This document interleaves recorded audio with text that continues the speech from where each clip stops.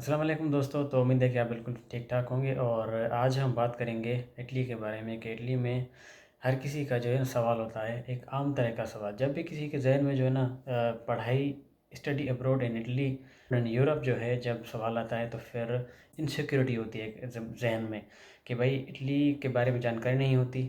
But हर कोई अपने तरीके से जो है बता रहा होता है, तो समझ नहीं आता, बंदा डिसीजन मेकिंग नहीं कर पाता कि मतलब इटली वाकई में हमारे फ्यूचर के लिए सही है या नहीं है, और जो हम एक्सपेक्ट कर रहे हैं वो हमारे जो एक्सपेक्टेशंस है उस पर उतरेगा या नहीं उतरेगा।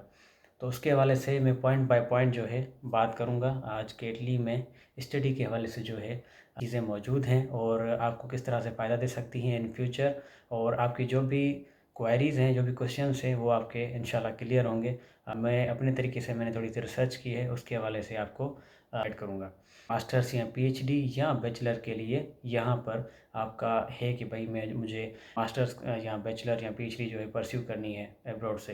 बहुत सारी चीज़ें होती हैं जो कि हर्डल्स बनी होती हैं। बंदा अब चाह रहा होता है कि मैं आसमान तक पहुँच जाऊँ, पर बट हो तो नहीं सकता ना, तो कंडीशंस को देखना पड़ता है। अच्छा जी, सबसे पहले नंबर वन पॉइंट ये है कि इटली में जो है टॉप रैंक यूनिवर्सिटीज़ हैं, जिसमें आपको जो है बहुत ज़बरदस्त किस्म के जो है प्रोग्राम्स, कोर्सेज़ जो हैं मिलते हैं। जिसमें अगर मैं कहूँ कि मतलब टॉप रैंक यूनिवर्सिटीज़ हैं, जैसे सपियन यूनिवर्सिटी ऑफ रोम हो गई, पॉलिटेक्नो दी मिलानो हो गई, यूनिवर्सिटी ऑफ पाडुआ हो गई, यूनिवर्सिटी ऑफ पाविया हो गई, यूनिवर्सिटी ऑफ कैसिनो हो गई, यूनिवर्सिटी ऑफ पार्मा हो गई, यूनिवर्सिटी ऑफ फ्लोरेंस हो गई, tor वर्गदा यूनिवर्सिटी ऑफ रोम हो गई, रोमा त्रे यूनिवर्सिटी हो गई। बहुत सारी यूनिवर्सिटीज़ हैं जो कि इटली के कैपिटल रोम में और काफ़ी जो सारी सिटीज़ हैं उसके अंदर आपको अच्छी किस्म की जो है फैसिलिटीज़ मिलती हैं, जहाँ पर जदीद किस्म की जो है लेबॉर्ट्रीज़ हैं। चाहे बंदा किसी भी बैकग्राउंड से हो, किसी भी मतलब सोशल साइंस के बैकग्राउंड से हो, कोई भी सब्जेक्ट है, या बंदा नेचुरल साइंस का है या कोई इंजीनियरिंग का है, तो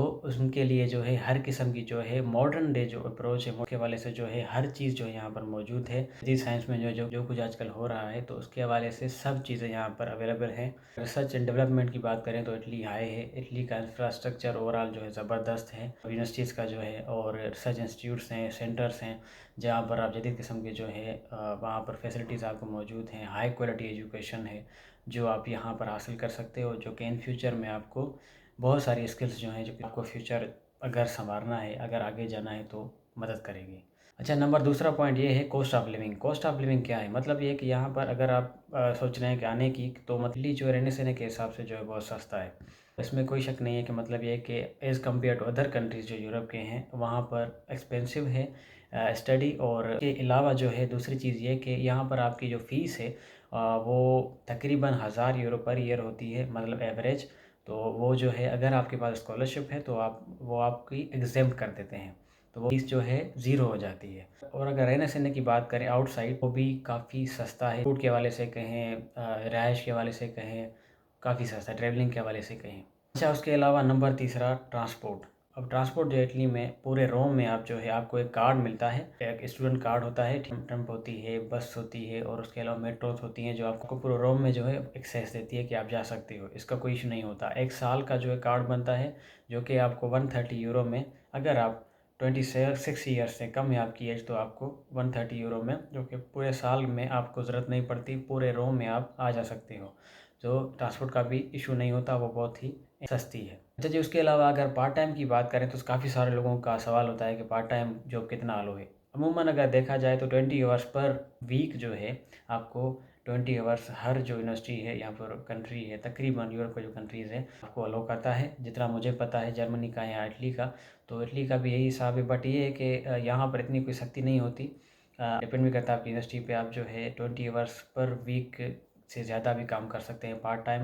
और पार्ट टाइम जॉब्स के हवाले से अगर बात करूँ तो उनमें कौन सी जॉब्स हैं, जैसे आपका रेस्टोरेंट हो गया, या आपका जो है डिलीवरी बॉय हो गया, या कोई और काम है, काफ़ी सारे काम होते हैं। तो इसमें ये होता है कि आवर्स का हिसाब होता है, जितने आवर्स आप जो है काम करोगे उतने आवर्स के हिसाब से जो है आपकी अर्निंग होगी। तो पर आवर अगर बात करूँ एवरेज, तो 7 यूरो 10 यूरो जो है मिल जाते हैं आपको। तो पार्ट टाइम जॉब्स जो हैं वो भी अवेलेबल हैं, वो भी आप यहाँ पर कर सकते हैं यूनिवर्सिटी के अलावा। तो ये अगर किसी के पास स्कॉलरशिप नहीं है, वो भी जो है बंदा यहाँ पर पढ़ाई करके और अपनी स्टडीज़ को जो है काम करके फ़ंड कर सकता है। अच्छा, अगर बात करें हम रिक्वायरमेंट्स में, तो सबसे बड़ा, अब जब हम होते थे तो हम, मैं अपनी अगर बात करूँ तो सोचते तो हैं हम, बट रिक्वायरमेंट्स जो है उस पे हम उतर नहीं पाते। अब जब हम चाहते हैं कि यूएसए जाएँ, जर्मनी जाएँ, यहाँ जाएँ, वहाँ जाएँ, आपको जहाँ अपॉर्चुनिटी मिलती है, जहाँ पर आप पूरे उतरते हो, जहाँ पर आपकी रिक्वायरमेंट जो है, जो भी चीज़ें आपके पास अवेलेबल हैं, तो वो शुरू करें और देर ना करें। देखना ये होता है कि बंदे में खुद में जो है कितनी एबिलिटीज़ हैं, कितनी कैपेबिलिटी है। आइल्स जो है यहाँ पर मोस्टली जो यूनिवर्सिटीज़ हैं इटली की, वो नहीं माँगती, तो इसमें कोई शक नहीं है। यहाँ पर आप इंग्लिश प्रोफिशिएंसी सर्टिफिकेट बनता है, मतलब पहले प्रीवियस जो आपका इंस्टीट्यूट है, जैसे अगर आप बैचलर के लिए अप्लाई करें तो आप इंटर का जो आपका कॉलेज या स्कूल है, वहाँ से आपको ये मिल जाएगा सर्टिफिकेट। अगर आप मास्टर्स के लिए अप्लाई कर रहे हैं तो बैचलर जिस यूनिवर्सिटी से आपने किया हुआ है, तो वहाँ से आपको ये लैंग्वेज सर्टिफिकेट जो है, इंग्लिश प्रोफिशिएंसी सर्टिफिकेट आपको मिल जाएगा। इसका कोई लफड़ा नहीं है कि आइल्स जो है कंपलसरी है, बट इसके साथ-साथ मैं आपको ये भी बताऊँ कि आइल्स जो है डिपेंड भी करता है यूनिवर्सिटी पे, उसकी रिक्वायरमेंट पे, टाइम पे, उसके प्रोग्राम और कोर्स पे। ये भी मैटर करता है कि अगले साल हो सकता है आइल्स माँगे, अगले साल नहीं माँगे, बट अमूमन जो है नहीं होता। अच्छा, अब ये एक चीज़ है कि मतलब एडमिशन भी हो गई, अब आती है चीज़, मेन चीज़ कि इटली में अगर आएँ तो सही, बट स्टडी को फ़ंड कैसे करें?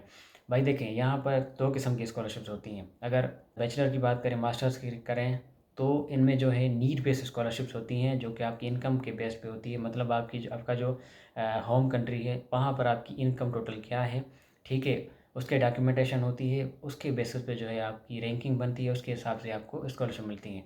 अब इसकी रिक्वायरमेंट क्या है? रिक्वायरमेंट कोई हाई-फाई नहीं है, जो कि इनकम बेस्ड है। तो 3 चीज़ें जो हैं आपको चाहिए होती हैं इसके लिए। जैसे नंबर 1 हो गया इनकम सर्टिफिकेट, जो कि एपीआर से बनता है। नंबर दूसरा एफआरसी, फैमिली रजिस्ट्रेशन सर्टिफिकेट, जो कि आपकी नादरा से बनता है।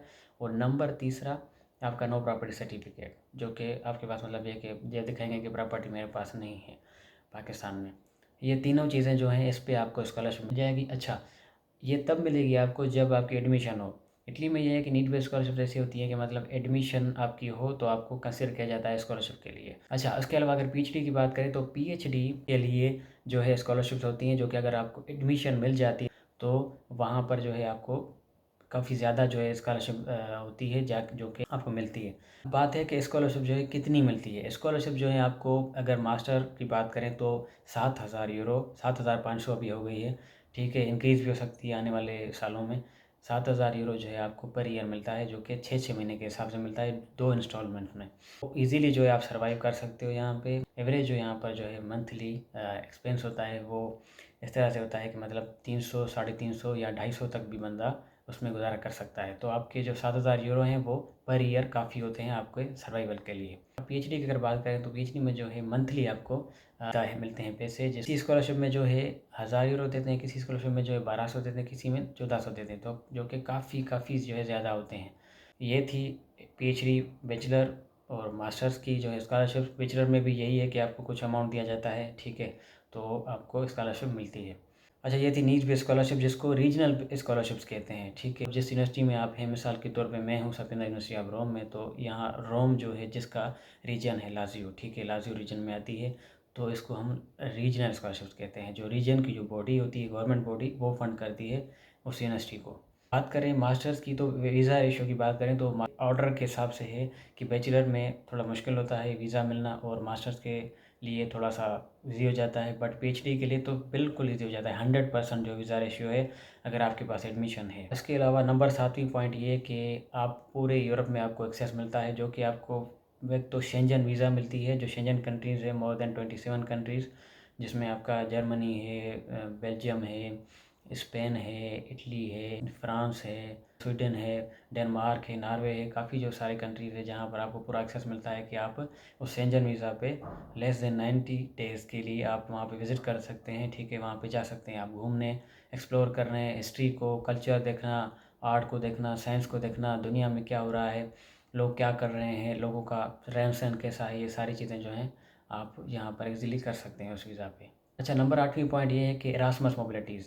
जब भी आप किसी यूनिवर्सिटी में जो है पढ़ रहे होते हैं, यहाँ इटली में किसी भी यूरोप के कंट्री में, तो आपको एरास्मस एक्सचेंज जो प्रोग्राम होता है, जैसे सेमेस्टर एक्सचेंज, मतलब है कि आपको एक सेमेस्टर 6 महीने या फिर 1 साल के लिए किसी और कंट्री में जो है पूरा प्रोसेस होता है फॉलो, आप किसी और कंट्री में जो है जाकर पढ़ सकते हैं, किसी भी यूरोप के कंट्री में। इसके अलावा एरास्मस प्लस प्रोजेक्ट्स होते हैं, शार्ट मोबिलिटीज़, जो कि टॉपिक्स होते हैं, रिसर्चेस होती हैं, प्रोजेक्ट्स जो आप जाके वहाँ पे 10 दिन के लिए, 20 दिन के लिए, 1 महीने के लिए जो है जाकर काम कर सकते हैं। और उसके अलावा वॉलंटियरली भी आप काम कर सकते हैं। वॉलंटियरली मतलब ये है कि 1 महीना, साल के लिए भी होता है, 6 महीने के लिए भी होता है, उस पे भी आपको वो फंडेड होते हैं। और एरास्मस प्लस जो है वो भी फुली फंडेड होते हैं। और उसके अलावा ट्रेनीशिप्स होती हैं जो कि आप कर सकते हैं, और इंटर्नशिप्स जो है वो भी कर सकते हैं आप। यूरोपियन यूनियन की फंडेड होती हैं जो कि आप यूरोप के किसी भी कंट्री में जाकर कर सकते हैं, ये आपको पूरा एक्सेस है। अच्छा, 9वां नंबर ये है कि बैंक स्टेटमेंट। अब बैंक स्टेटमेंट जो है रिक्वायरमेंट में आता है। देखिए, भले बड़ा सोचें, इसमें कोई शक नहीं है, इंसान का इरादा बड़ा होना चाहिए, बुलंद होना चाहिए, ये तो हमने सुना हुआ है, पढ़ा भी हुआ है। बट प्रैक्टिकल लाइफ में जब आते हैं, जब वो करनी होती है चीज़, तो चीज़ें सोचनी पड़ती हैं। जैसे अपनी कंडीशंस को देखना होता है। मान लीजिए पाकिस्तान में 1 करोड़ लोग जो हैं 1 साल में मौजूद हैं, ठीक है। अब 1 करोड़ का तकरीबन उनमें से जो है 80 लाख तो यही कहेंगे भाई यूएसए में जाना है मुझे। उनकी फर्स्ट प्रायोरिटी यही होगी, ठीक है। अब सेकंड होगी जर्मनी, ठीक है, नॉर्वे, डेनमार्क, ये यूरोप कंट्रीज़ जो हैं, चाइना, बहुत सारे कंट्रीज़ हैं। अब ये तो नहीं हो सकता कि मतलब ये कि आप जो सोच रहे हैं वो हो जाए, प्रैक्टिकल लाइफ में सोचना पड़ता है। तो उसमें ये है कि बंदा एक सोच रहा है कि जर्मनी में जाना है, पर बट जा नहीं पाता। 3 साल से 4 साल से जो ऐसी सोच में बंदा घूम जाता है। बट उसके जो पहले जो बंदे उनके साथ होते हैं वो किसी और कंट्री से पढ़ रहे होते हैं जहाँ पर इजीली वो बंदा जा सकता है। अब ये सोच जो है हमें चेंज करने की ज़रूरत है। जहाँ पर अगर जर्मनी की बात करें तो वहाँ पर ब्लॉक अकाउंट का मसला आ जाता है।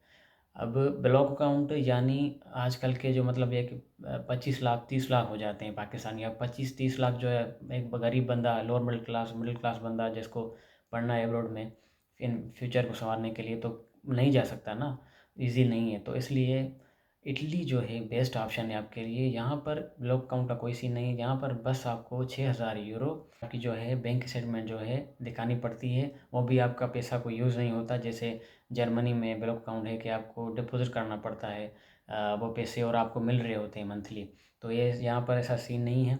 और मतलब ये है कि बैंक स्टेटमेंट आप दिखाएंगे, वो बैंक स्टेटमेंट जो है किसी भी आपके ब्लड रिलेटिव की होनी चाहिए। यहाँ सेल्फ स्पॉन्सर भी हो सकता है बंदा कोई, अगर आप जॉब कर रहे हैं, ठीक है, तो आप खुद को खुद जो है फंड कर सकते हैं वही अकाउंट, वो जो बैंक स्टेटमेंट है वो आप दिखाकर। और उसके अलावा आपका भाई हो सकता है, आपकी मदर हो सकती है, आपका फादर हो सकता है, उसकी जो है आप बैंक स्टेटमेंट दिखा सकते हैं। तो वो जो है आपको दिखाने की ज़रूरत होती है, और को उसको जो है वो यूज़ नहीं करना होता, ठीक है। उसके बाद आपको वीज़ा जो है मिल जाती है। तो ये बड़ा एक बैरियर है जो कि जर्मनी में जाने को स्टूडेंट्स को जो है काफ़ी जो है दिक्कत आती है और रोकता है। उसके बाद जो है इटली में, जैसे कि मैंने कहा, अगर आप आ जाते हैं तो ये समझें कि आपके लिए गोल्डन गेट हो गया। मतलब ये कि अगर पाकिस्तान में बैठकर अगर यूएसए में अप्लाई करते हैं, जो कि जेन्युइन सी बात है कि वो मुश्किल है। यूएसए में अगर स्टडी के या वर्क के हवाले से आप अप्लाई करें तो वो थोड़ा सा मुश्किल होता है। थोड़ा सा नहीं, काफ़ी मुश्किल होता है। अगर आप इटली आ जाते हैं तो आपको शेंजन वीज़ा मिलती है, ठीक है, जो कि आपको प्लस पॉइंट होती है आपके लिए कि अगर आप यहाँ से यूएसए की वीज़ा अप्लाई कर रहे हो तो वो भी, या यूके की, तो वो काफ़ी आपके लिए ईज़ी हो जाता है कि यहाँ से आपको वीज़ा इशू हो जाती है। और आपको यूरोप का जो है पूरा एक्सेस मिलता है इस शेंजन एरिया में। जैसे मैंने कहा कि जो भी कंट्रीज़ हैं जो आप वहाँ पर जाकर घूम सकते हैं। स्विट्ज़रलैंड भी जो है इसके अंदर आता है, तो वहाँ पर भी आप जो है जाकर घूम सकते हैं, एक्सप्लोर कर सकते हैं, हिस्ट्री देख सकते हैं, पूरा जो है कल्चर उनका वह भी देख सकते हैं। काफ़ी सारा एक्सेस है। फूड जो है, अगर फूड की बात करूँ तो फूड जो है इतना एक्सपेंसिव नहीं है। फूड का भी वही हिसाब, जैसे मैंने कहा, कॉस्ट ऑफ लिविंग जो इटली में सस्ती है, तो फूड आप एंजॉय कर सकते हैं। पिज़्ज़ा जो है, आपको पता है कि डिश जो है बनाई गई थी इटली में। ओरिजिन जो है इस डिश की वो इटली है, वो भी आप एंजॉय कर सकते हैं। और इटालियन के जो है काफ़ी सारे फूड्स हैं, वो भी पूरे यूरोप जाकर आप जो है फूड भी एंजॉय कर सकते हैं। वो भी आपके लिए एक अच्छी पॉइंट है। ओवरऑल अगर देखा जाए तो इटली जो है काफ़ी ज़बरदस्त है। आप यहाँ पर आएँ और यहाँ पर जो है स्टडी करें और अपना एंजॉय करें। अब लास्ट पार्ट आ जाती है कि डिग्री हो गई, अब जॉब।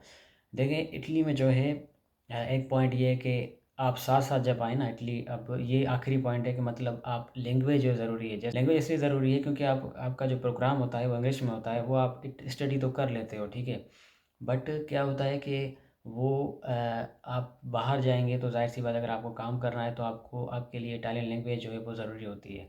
तो कोशिश करें कि अगर आप पहले आ रहे हैं तो वो ऑनलाइन सोर्सेज हैं, ठीक है, वहाँ से आप जो है यूट्यूब से या कोई गूगल के कोर्सेज होते हैं, वहाँ पर जाके आप इटालियन जो लैंग्वेज है वो सीख कर आ जाइए। ये आपके लिए बहुत बहुत बहुत ज़बरदस्त जो है ना प्लस पॉइंट होगी कि आप आगे इन फ्यूचर अगर आप यहाँ पर जॉब करना चाहते हो, उसके लिए भी प्लस पॉइंट होगी। और यहाँ पर काम करना चाहते हो पार्ट टाइम, या किसी से बात करनी है ये वो, ईज़िली हो जाता है। नहीं सीख के आ रहे हैं या नहीं सीखी हुई है तो आप साथ-साथ जो है अपनी स्टडी के कोर्सेज़ यहाँ पर होते हैं, इस यूनिवर्सिटी में भी होते हैं और आउटसाइड भी होते हैं, तो वहाँ पर आप जॉइन करके सीख सकते हैं और जो कि आपको इटली में जॉब्स जो ईज़िली मिल जाती हैं। जॉब्स की अगर बात करूँ तो आईटी सेक्टर की जॉब्स हैं यहाँ पर और इसके अलावा मार्केट की जॉब्स हैं, ठीक है? और उसके अलावा बिज़नेस की जॉब्स हैं और उसके अलावा इंजीनियरिंग की जॉब्स हैं कि काफ़ी सारी जो हैं जॉब्स हैं, हर शोबे की यहाँ पर जॉब्स हैं, ठीक है? जो आप यहाँ पर इटली में डिग्री कंप्लीट करके फिर जो है आप यहाँ पर कर सकते हो। तो उम्मीद है कि आपको जो है ये वीडियो अच्छा लगा होगा और की चीज़ें जो हैं क्लियर हुई होंगी। अगर आपका कोई क्वेश्चन है, कोई क्वेरी है तो आप पूछ सकते हैं मुझसे। अल्लाह हाफ़िज़।